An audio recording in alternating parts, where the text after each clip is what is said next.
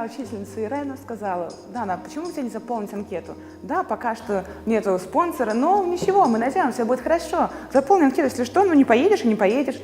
Я, ну ладно, хорошо, заполнила анкету, отправила.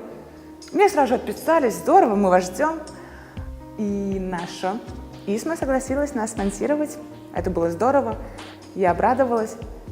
И вот таким образом, во вторник утром я узнала, что на следующий день я еду в Таллин.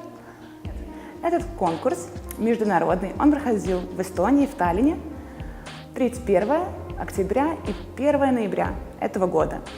Участники делились на 3 разные группы.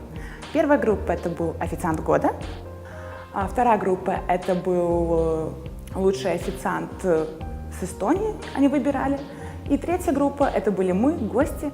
Где-то было порядка 6 или 7 судей, которые наблюдали за твоим каждым шагом, и ничего от них утаить нельзя было.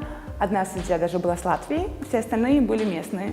Все было в очень бешеном темпе. Сначала мы складывали салфетки, потом мы писали тест.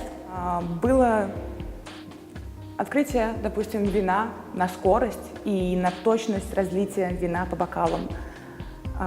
Это нужно было сделать качественно, профессионально и быстро. Нам давалось меню, мы должны были предложить выбранным гостям блюда, обслужить их, естественно, все по правилам. Я никогда не была ни на чем подобном, я не знала, чего мне ждать, как мне там себя вести, как это будет происходить. Возможно, у меня было какое-то свое представление, но оно оказалось совершенно неверным, как было по факту.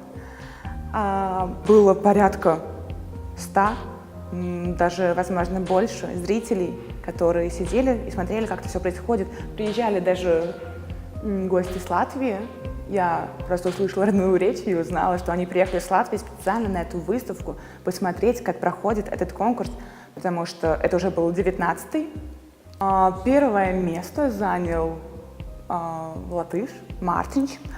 Было видно его безумно красивая стойка, осанка. У него было нечто от той харизмы, которая редко дается людям. И это было видно. То есть у всех был стресс.